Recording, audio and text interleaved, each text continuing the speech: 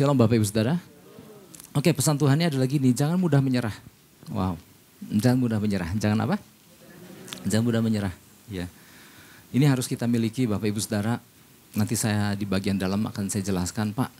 Banyak orang percaya kan kalau ditanya jangan mudah menyerah, enggak pernah menyerah gitu ya. Nanti kita bagian dalam kita akan mengerti apa-apa aja sih yang termasuk mudah menyerah itu. Yang disebut menyerah itu apa? Ya, saya mau ajak kita baca 2 Korintus 4 ayat 7 sampai 8. Jadi kalau pesan ini datang sama kita buat saya Bapak Ibu dan Saudara, artinya Tuhan yang lebih tahu kok ya isi hati kita. Oke Bapak Ibu Saudara, saya mau ajak 2 ayat ini kita baca sama-sama, 2 Korintus 4 ayat 7 sampai 8 ya. Ini sebetulnya semua nyambung satu rangkaian 2 Korintus 4 ayat 1 sampai 18, tetapi saya mau yang penekanannya ada 7 ayat 7 dan 8. Oke, 1 2 3.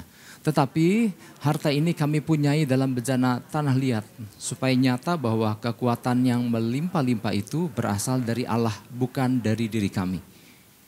Dalam segala hal kami ditindas, namun tidak terjepit.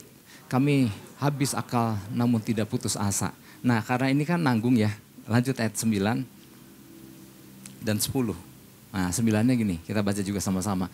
Kami dianiaya, namun tidak ditinggalkan sendirian. Kami dihempaskan namun tidak binasa. Ayat 10, kami senantiasa membawa kematian Yesus di dalam tubuh kami, supaya kehidupan Yesus juga menjadi nyata di dalam tubuh kami. Wah ini kan luar biasa. Ya. Siapa yang tulis ini? Rasul Paulus. Ya. Minggu lalu kita sempat dengar bahwa dia rasul gak ada matinya. Ya betul. Ya. Ketika dia di dalam keadaan terjepit, dia bilang kami gak habis akal. Ya. Kami nggak putus asa. Ya. Ketika dianiaya, kami nggak sendirian. Ya. Kami terus bangkit lagi. Wow luar biasa ini. Artinya bukan tipe ya. Pribadi Rasul Paulus ini adalah pribadi yang bukan nggak mudah menyerah. Nggak ada kata menyerah dalam dirinya. Suatu kali seorang pria, ya seorang bapak. Suatu pagi dia terima satu pesan di sosial medianya. Dan di situ ditulis, jika salah perbaiki, jika gagal coba lagi, tapi jika kamu menyerah semuanya selesai. Mungkin perkataan yang umum biasa ya orang bisa sampaikan, tetapi pagi itu ketika dia baca itu buat dia itu berbicara sekali. Ya karena apa? Dia ada dalam diambang di mana dia kayaknya udah, dia mau lepaskan aja, dia mau udahan aja deh gitu ya. Kayaknya udah gak mau melanjutkan. Meskipun gak diperinci apa yang dia mau stop, apa yang dia gak mau lanjutkan. Tetapi buat dia kalimat itu seperti lagi mengingatkan dia kalau engkau menyerah semua selesai. Selesai artinya habis lah gitu ya. Tapi kemudian lewat kalimat itu dia diingatkan lagi untuk jangan menyerah. Ya. Ada sesuatu yang harus dia lanjutkan. Ya memang ternyata gini, selama beberapa hari itu ya, godaan untuk mau nyerah itu terus berkecamuk, terus berbicara di telinganya. Udah aja lah, tinggalkan saja, udahan aja gitu ya. Udah kau tinggalkan aja beban hidupmu yang berat itu, ya kabur aja gitu ya. Nah, inilah sikap-sikap pesimis, keputusasaan, keluhan ya, dan keinginan untuk menyerah yang mungkin aja timbul dalam kehidupan seseorang. Ya. Memang dia nggak menjelaskan persoalan apa yang dia sedang hadapi. Tapi jelas Bapak Ibu, dia berada di titik di mana dia udah hendak melepaskan semuanya itu.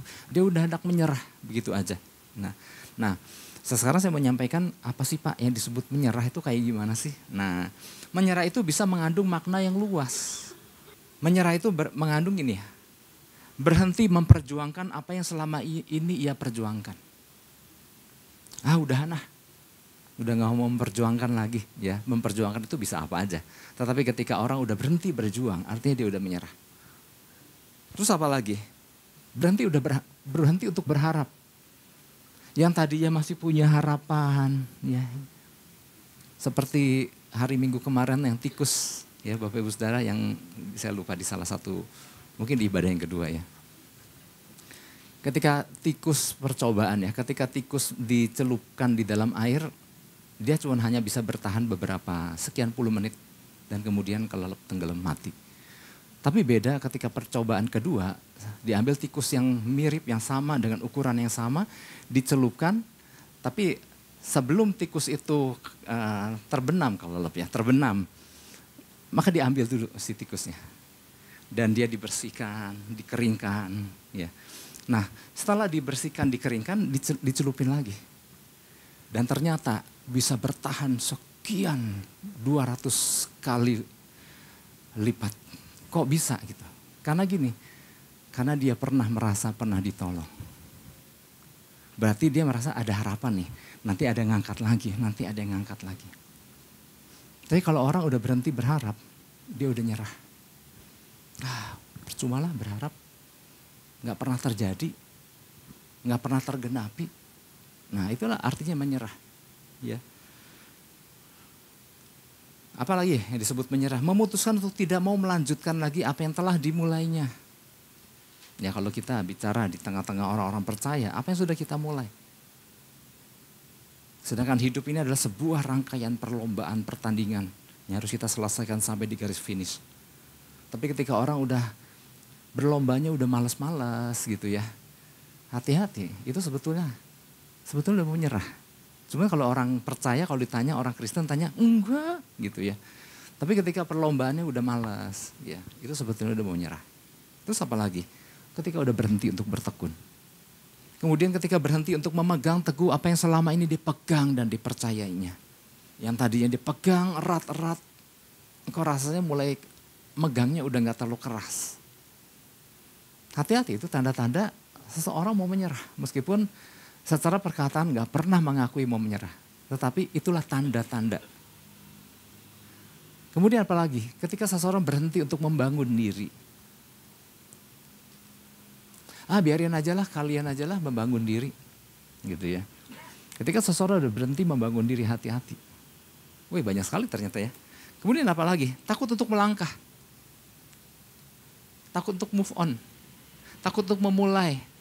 Takut untuk memikul tanggung jawab yang dipercayakan.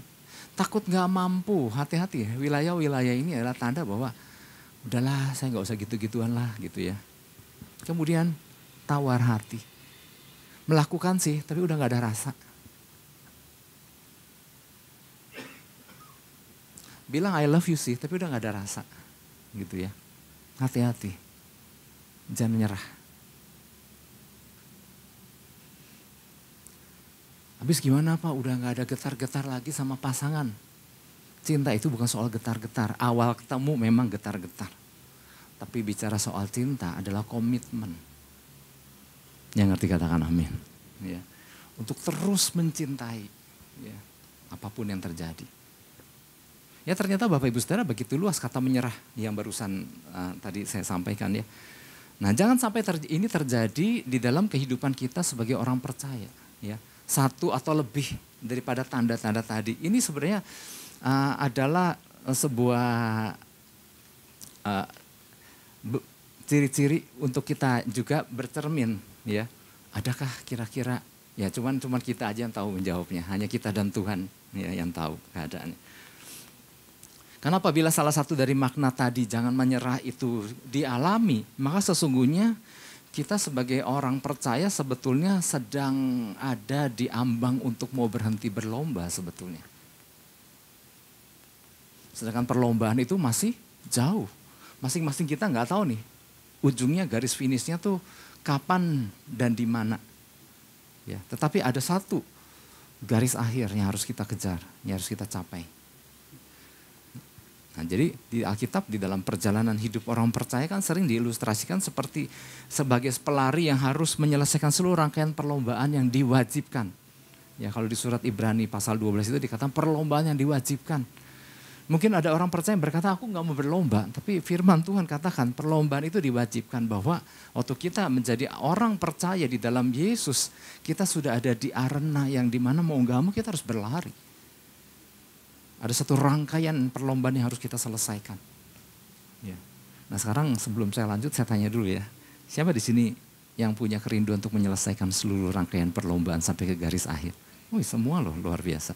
Ya, artinya di sini kita paham bahwa ternyata ada perlombaan yang harus kita selesaikan. Seperti Rasul Paulus, ya. Aku di ujung hidupnya, di akhir hidupnya yang sebentar lagi mati, dikatakan aku sudah menyelesaikan pertandinganku dengan baik. Aku telah memelihara iman. Wah, ini luar biasa. Seorang yang ada di ujung, di garis finish yang sebentar lagi dia selesai dan dia selesaikan dengan baik. Nah, dalam suratnya ini Rasul Paulus yang ditulis kepada jemaat Korintus, Rasul Paulus sedang menuliskan surat sebetulnya gini.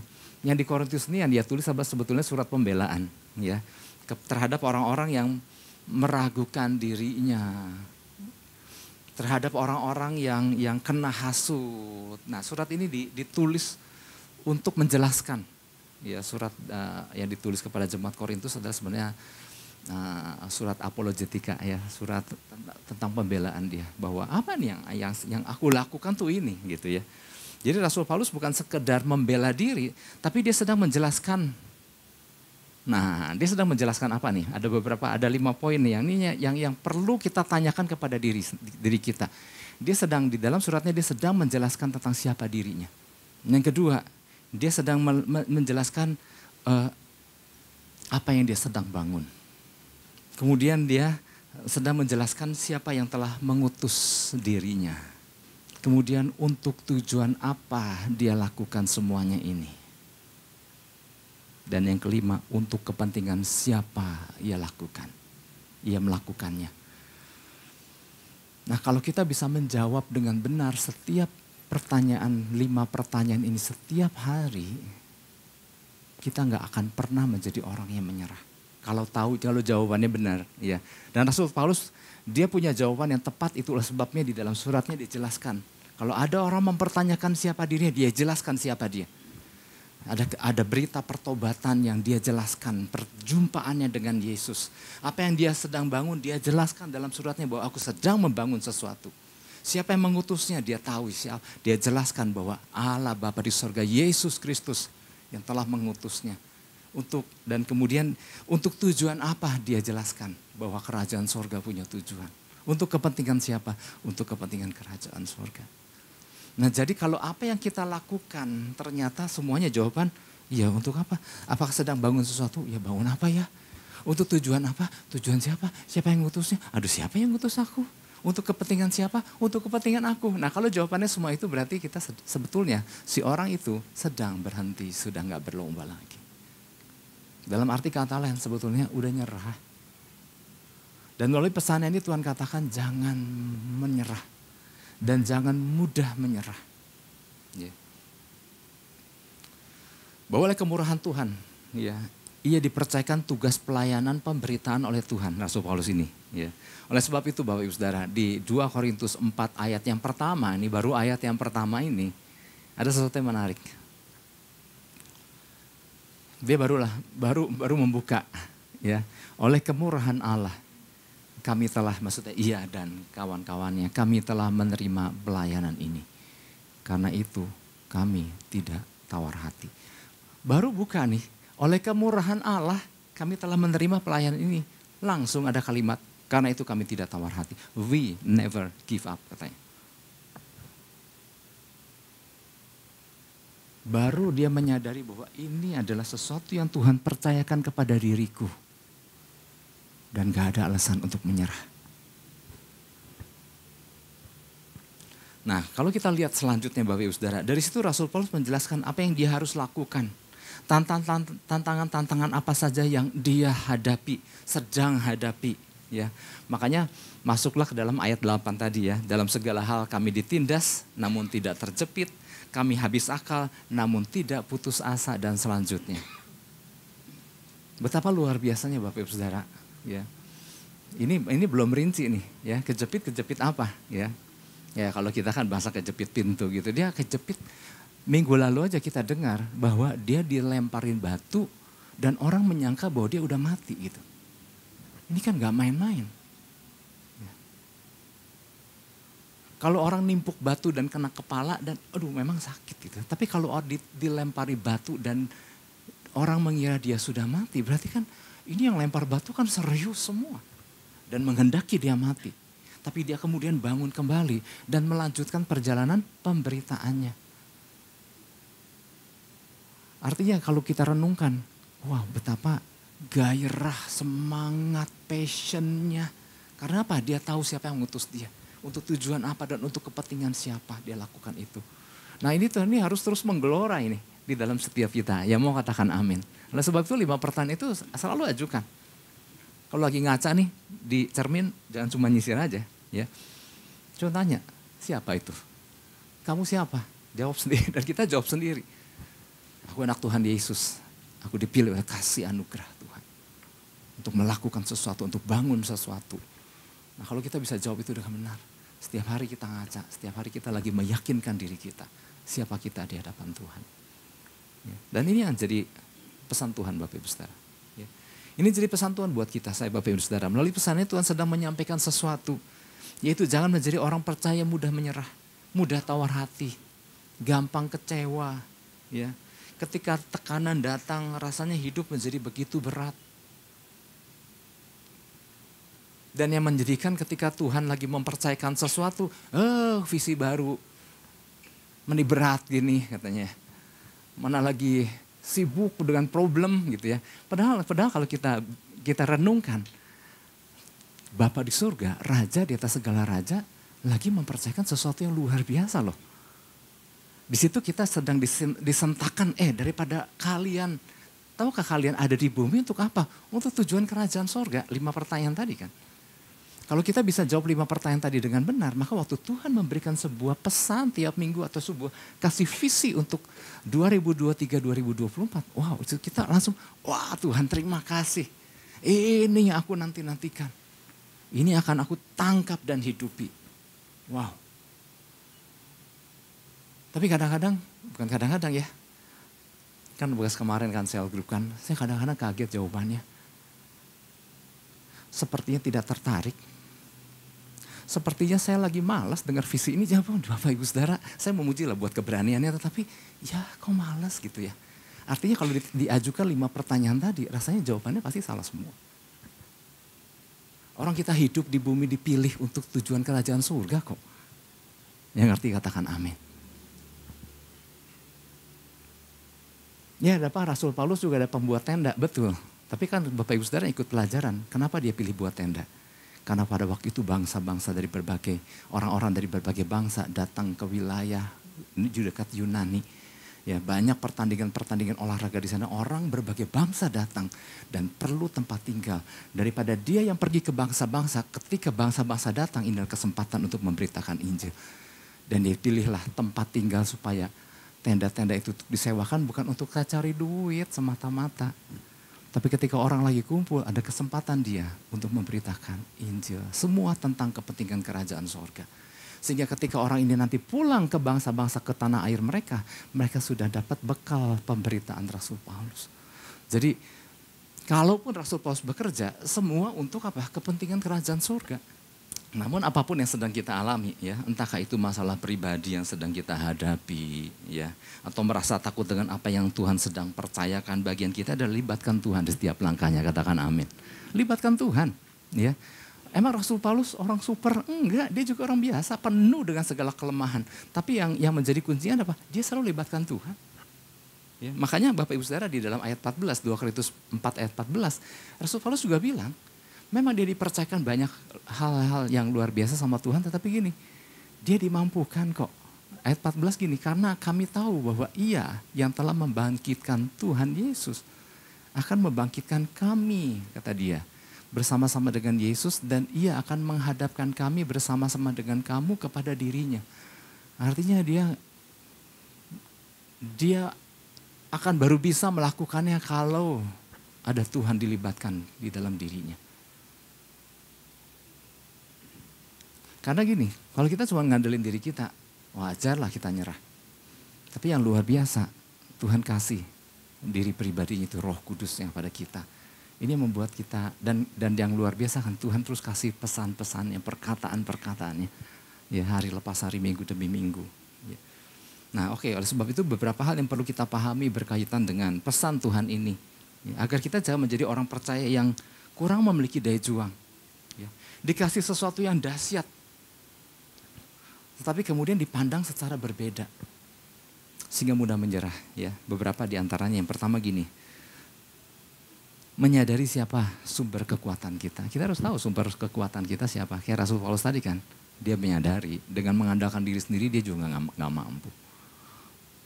Dan ternyata sama kan posisinya. Kita juga kalau mengandalkan diri sendiri kita juga nggak mampu. Kita butuh Tuhan. Rasul Paulus butuh Tuhan, butuh Kristus, kita butuh Kristus. Ya. Jadi yang pertama adalah menyadari siapa sumber kekuatan kita. 2 Korintus 4 ayat 7. 2 Korintus 4 ayat 7 bilang begini. Tetapi harta ini kami punyai dalam bejana tanah liat. Supaya nyata bahwa kekuatan yang melimpah-limpah itu berasal dari Allah, bukan dari diri kami. Setiap orang percaya, saya percaya ya Bapak Ibu Saudara, kalau setiap orang percaya kalau ditanya siapa sumber kekuatannya, maka semuanya akan menjawab Tuhan Yesus. Nah, artinya semua orang percaya tahu sumber kekuatannya adalah Tuhan Yesus. Tapi sementara banyak orang percaya menjawab sumber kekuatannya Tuhan Yesus, ditemukan banyak orang percaya yang kemudian udah gak semangat lagi. Udah gak terlalu ngejar Tuhan. Kecewa. Ya, menyerah gitu ya. Nah kalau Rasul Paulus, oke ini orang percaya ya. Kalau Rasul Paulus ditanya siapa sumber kekuatannya, maka dia akan menjawab siapa? Tuhan Yesus. Kok sama ya? Nah waktu sementara dia menjawab sama Tuhan Yesus, pada Rasul Paulus nggak ada kamus menyerah, nggak ada kecewaan, nggak ada putus asa, selalu semangat, selalu bergairah dalam melakukan apa yang dipercayakan oleh Tuhan. Jadi gini, antara orang percaya di masa sekarang yang menjawab Yesus adalah sumber kekuatan dengan Rasul Paulus yang menjawab sumber kekuatan adalah Tuhan Yesus. Tapi kok ada hasil yang berbeda? Ya, semua orang percaya akan menjawab sumber kekuatan adalah Tuhan Yesus. Tapi kok beda dengan yang terjadi pada Rasul Paulus? Gak pernah kecewa, gak pernah nyerah, gak pernah putus asa. Berarti gini Bapak Ibu Saudara, berarti ada beda di mananya nih? Ya. Sampai Rasul Paulus kan berani berkata, sampai dia menulis gini, dalam segala hal kami ditindas, dalam segala hal dia ditindas, namun tidak terjepit, habis akal namun tidak putus asa. Dan selanjutnya tadi, padahal sumber kekuatannya adalah sama dengan kita. Kenapa di bagian si kita orang percayanya ini seringkali banyak warna-warna bumbu-bumbu menyerah, lemas, gak bergairah gitu ya. Nah bedanya di mana? Jadi perbedaannya di mana? Nah jawaban yang tadi 2 Korintus 4 ayat 7 tadi itu adalah jawabannya. Tetapi harta ini kami punyai dalam bejana tanah liat.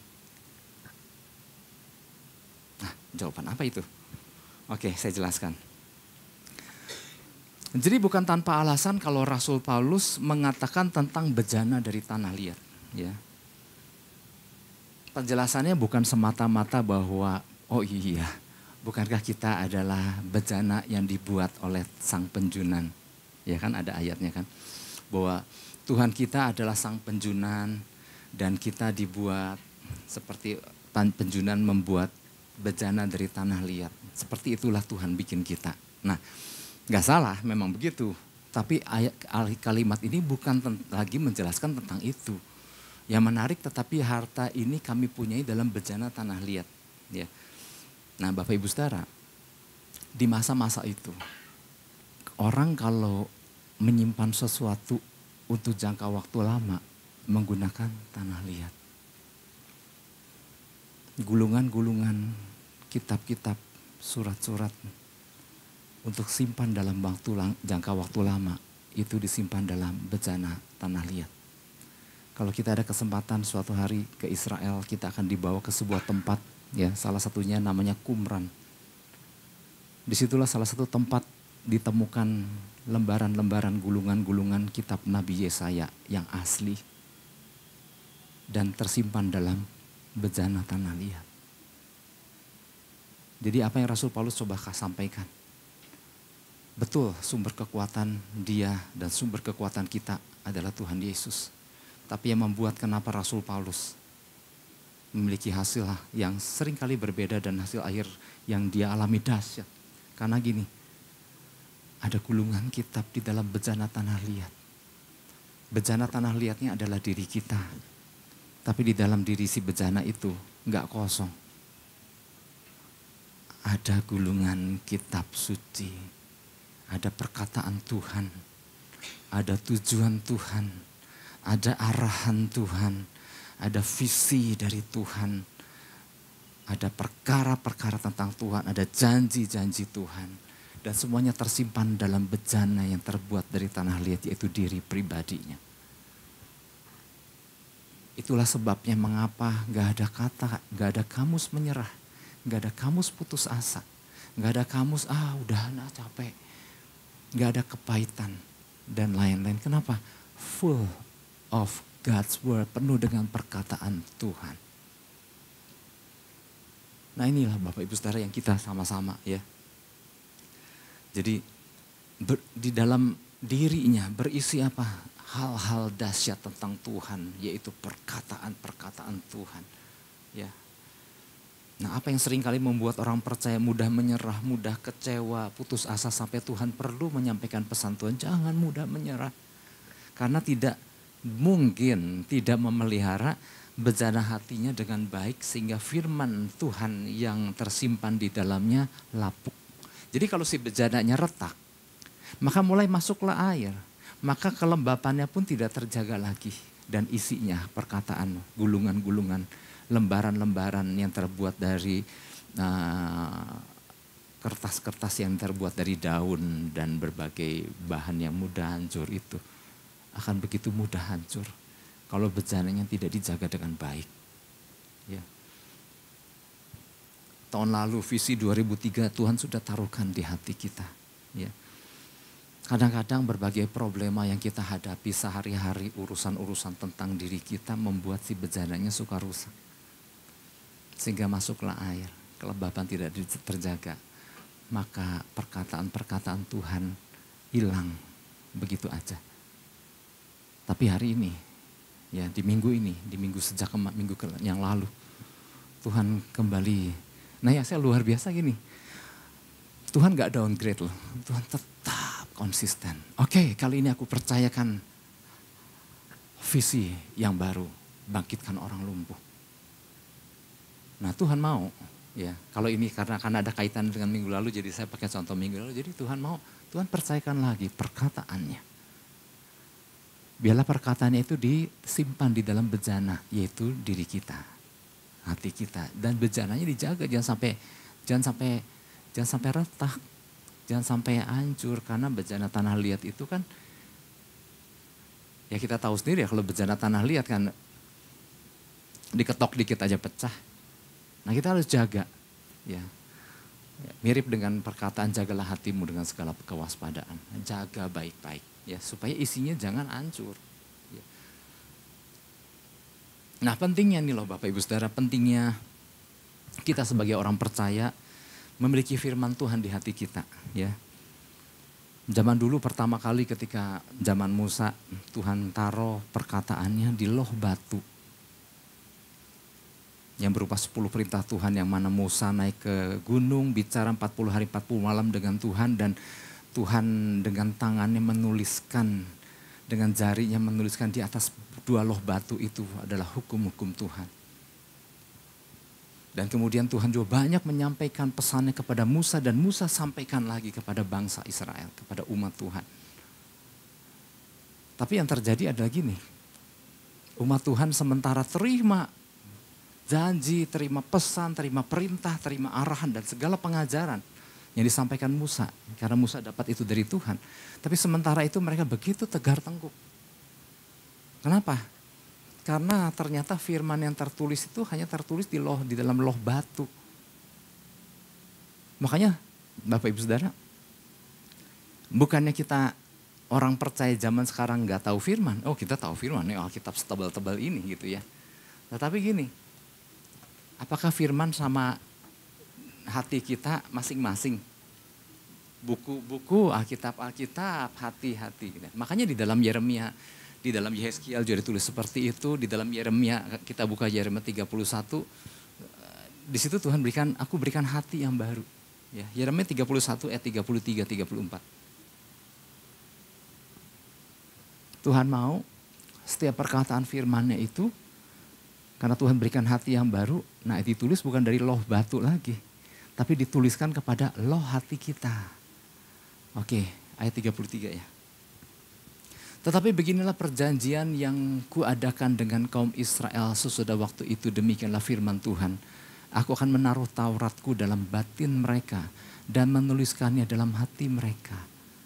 Maka aku akan menjadi Allah mereka dan mereka akan menjadi umatku. Ayat 34. Dan tidak usah lagi orang mengajar sesamanya atau mengajar saudaranya dengan mengatakan kenallah Tuhan. Sampai situ aja. Ternyata ada beda besar ketika perkataannya ditulis di dalam loh hati, bukan dalam loh batu. Bukan cuma sekedar perkataannya ada dalam sebuah buku yang bernama Alkitab, tetapi si perkataan yang ada di Alkitab ini ada di dalam hati kita. Itu beda banget. Seperti bejana di dalamnya ada gulungan, demikian pula kita.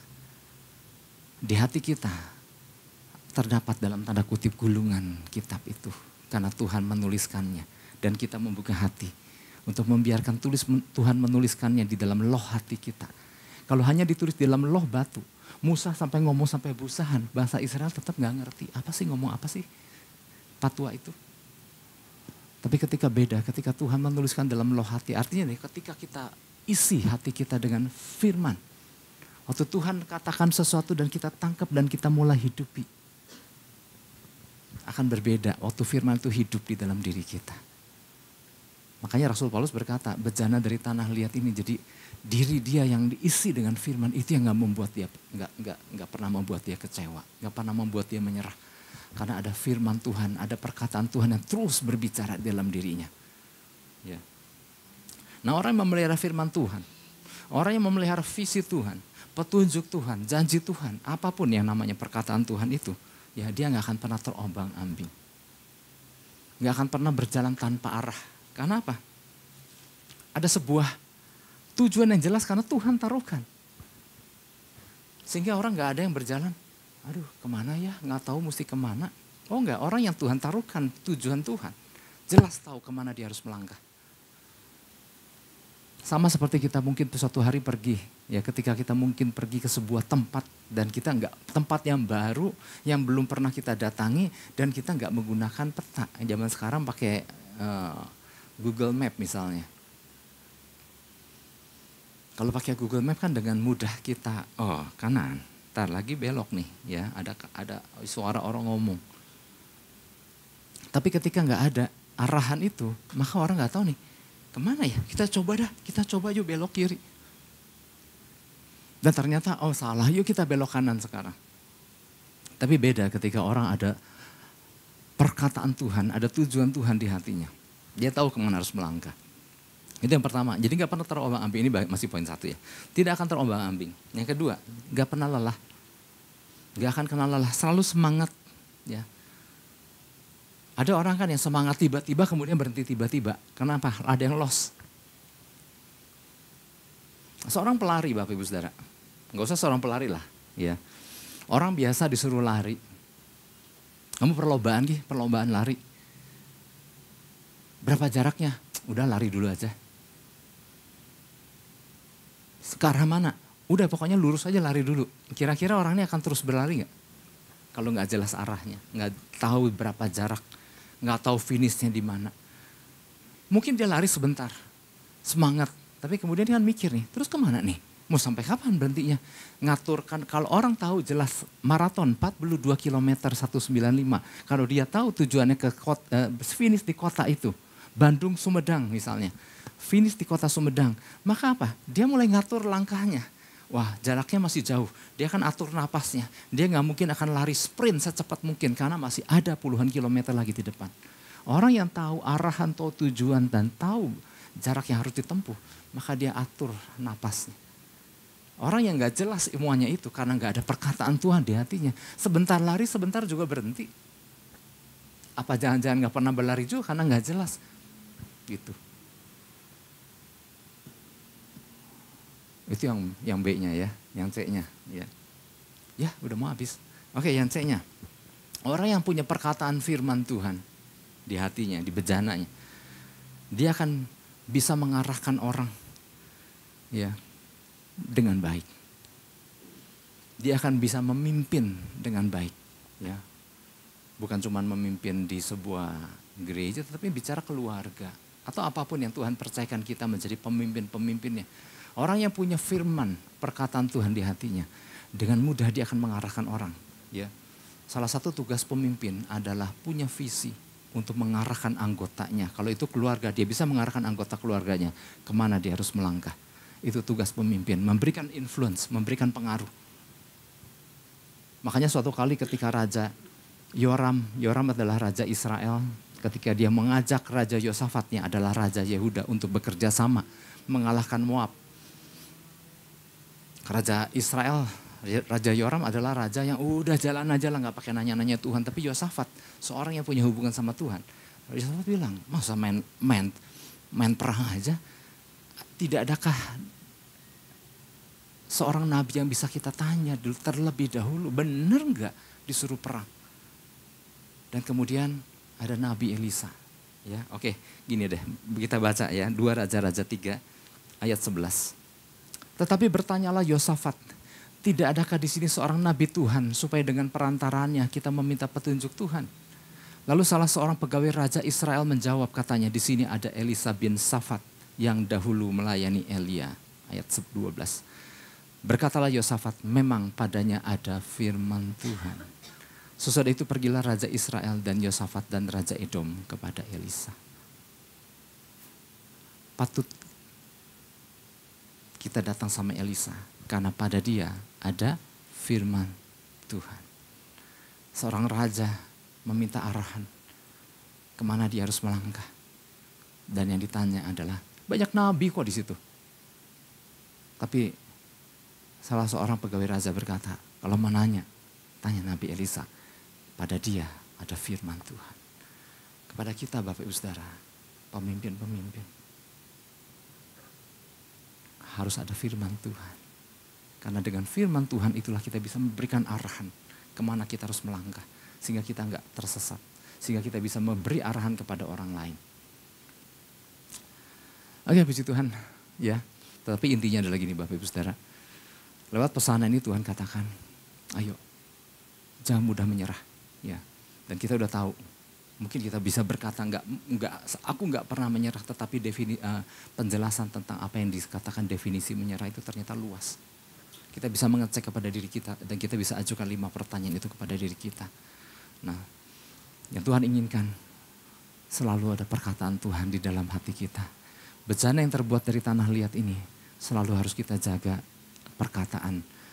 Gulungan kitab itu senantiasa ada. Ini membuat kita tahu kemana kita melangkah. Tahu kita gak mudah menyerah, gak mudah putus asa. Karena kita nangkep apa yang Tuhan kehendaki untuk kita lakukan.